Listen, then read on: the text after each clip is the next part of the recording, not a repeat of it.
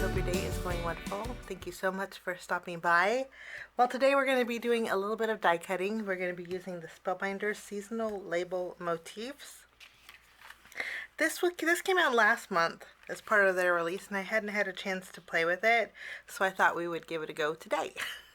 So let's jump in and do a little bit of die cutting. We're going to start by die cutting out this and this one,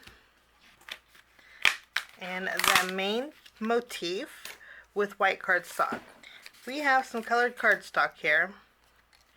We probably won't need this one because we have the big one, but we have saffron. We're going to cut out our pumpkin with saffron, and then we have the little pumpkin trunk or the stem. There is a little vine that goes with it, and I'm going to die cut this out with our fern cardstock and our timber cardstock. All the cardstock you see here is from Spellbinders Color Essentials. These little berries we're going to cut out with white. And then we have this real pretty leaf. This could be a leaf flourish, or it could be like a wheat almost. So we're going to cut this out with our fern. And then also a couple times with, this is called Dune. This is a new color of cardstock. We're going to use this. With this little berry twig, we'll die cut this out with our rainforest.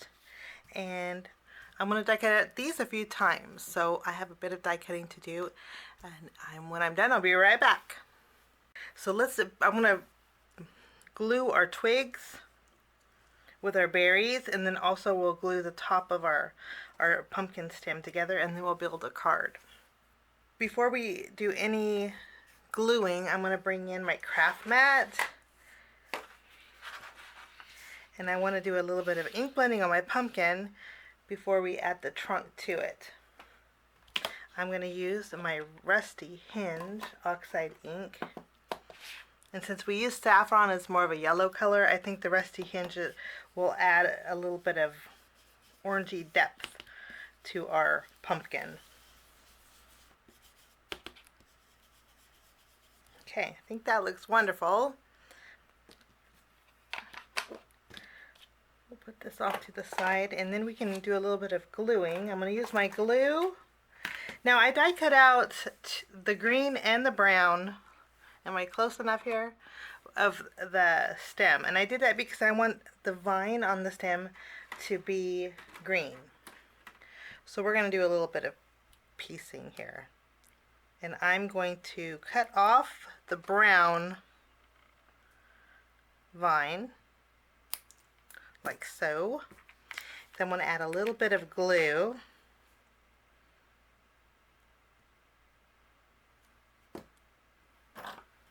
And just using my tweezers, we can go ahead and layer our brown trunk. This gives dimension too on our green vine, just so we have two-tone. Then we can take a little bit of glue. We're going to put it in the middle here. We're going to add our vine right down the center.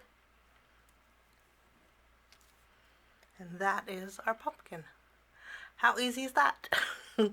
Now for our little berries, I'm going to put white berries on here because I want the contrast in the background. And I left them white too because I might add pearls on the top of them for a little bit of dimension. So let's just go ahead and add little dots of glue. I put dots of glue to all of my berries.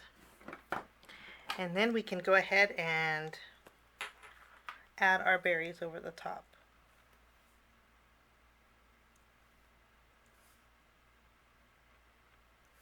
I like that little piece of green peeking out from the very top.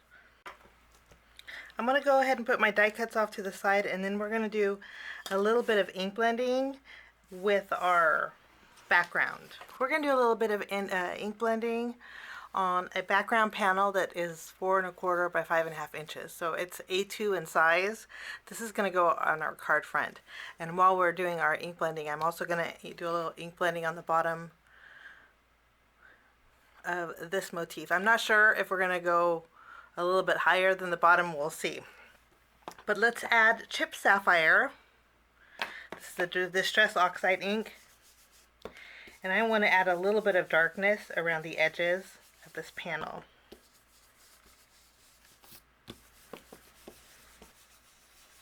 Okay, I think that looks great. I love Partly Cloudy Sky because it does have a little bit of a gray tone to it. After we have our background panel done, we're going to go ahead and do a little bit of ink blending. Let me clean off my mat. So let's go ahead and ink blend. I want a neutral tone, so we're going to use pumice stone. And I'm going to go from the bottom up. I decided to go over the entire background with pumice stone. I think it's going to really highlight those fall leaves that are in our background.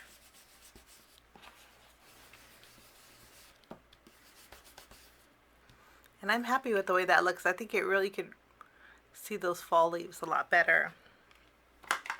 Okay, and I think once we put the white on top, you'll really be able to it'll stand out. I want to add a little bit of detail to our background, and we're going to be using a brand new border die set. This die set is from the Tinsel Time collection, and it just came out from Spellbinders. I think it's going to be one of those staples. It's called Winter Borders because, let me show you. It has the holly leaves, which is stunning. I'll be using this probably on my Christmas cards. It has a beautiful snowflake border, which is perfect for winter cards. But the rest of them are kind of universal. And what I love is there's some etched detail. You have the stitch lines, you have the crisscross or the embroidery stitch, the little crisscross stitch here. And then you also have the hem stitch, or not the hem stitch. What do you call those sideways stitches? I know you guys will tell me in the comments. But I love this because it adds so much detail to your card projects. We're going to be using this on our card today. And I wanted to add the stitch lines. This is a double stitch lines. And what I'm going to do is tack this down a little bit from the edge, and I'm going to add some stitch detail on my card front panel. I'm going to do this side, all four sides.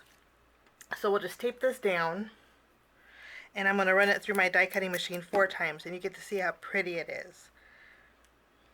Also included in here is this beautiful little scallop border with the dotted detail, and then this one is really pretty too. It's like an eyelet almost. So I think it's going to be one of those staple borders. Let's go ahead and add some stitch detail all around. Okay, we have some beautiful double stitched detail, and the beauty is you can put that stitch detail anywhere on your panel. And I will link this down below. It's part of, again, the brand new Tinsel Time release. We have a little bit of stitch detail to our background now. Now we get to build our card. We're going to first bring in our card base. Love this. We're going to flip this around, and I'm going to add some tape behind our background panel. We're going to adhere this to our card front.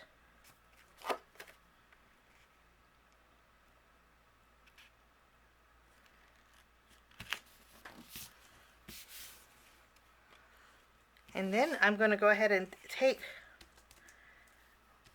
my decorative piece. We're going to flip this around. I'm going to add some glue behind here. I'm using glue because we have that embossed detail, and I really want this to stick to that background. So there's plenty of areas where you can add lots of glue. We're going to add our decorative layer just over the top of the other layer of the motif. I love the way that looks. And if you close up behind, maybe in the close-ups you'll be able to see it. You can see that detail. Now we're going to flip this around. I'm going to add some foam adhesive behind here. I'm using foam circles because these are not very dimensional, and we're going to have a few layers in here. So we're going to place our motif right in the center of our card. I am going to raise it up a little bit towards the top because we're going to be bottom heavy, so I think it'll balance out. Zoom in a little bit better. Now we have all of our beautiful elements here, and we're going to start with our pumpkin. Let's add some foam squares behind here. I'm going to layer in this bottom corner, and then we're going to add our leaves and our greenery, kind of trailing up the sides. We have our green leaves adhered. Now we can add our berries, and I'm just going to flip these over and add some adhesive.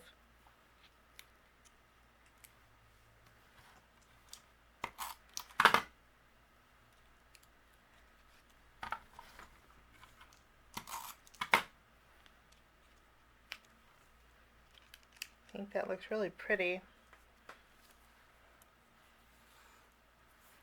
I love those white berries, and they work really well against that tan background.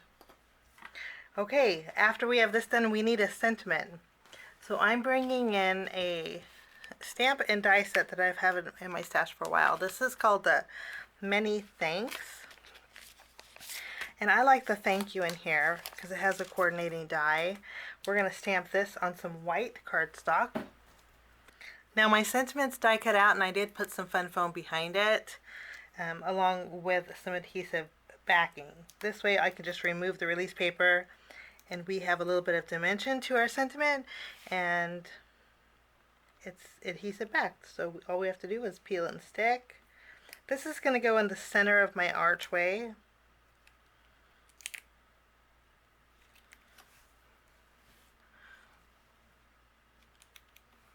And then this one is going to go a little bit off to the right.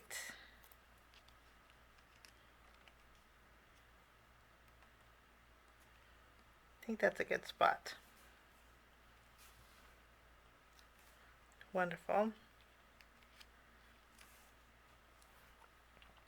Okay, for finishing touches, I mentioned that on my berries we might add some some dimension to them. For my berries, we're going to use the Nuvo crystal drops. I use these a lot. This is Ivory Seashell. I like it because it's got a gray tone to it, and it also has a little pearl to it. And I'm just going to add a little bit to each one of these berries. It's going to give it a little bit of dimension and shine at the same time, because I'm not going to add any sparkle. A few of my berries ran together and I didn't want that to happen, so I just separated it with my tool-in-one. Let me show you. The berries just add so much to it, and I don't think I need anything else for my project. But I thank you so much for joining me. Have a wonderful day.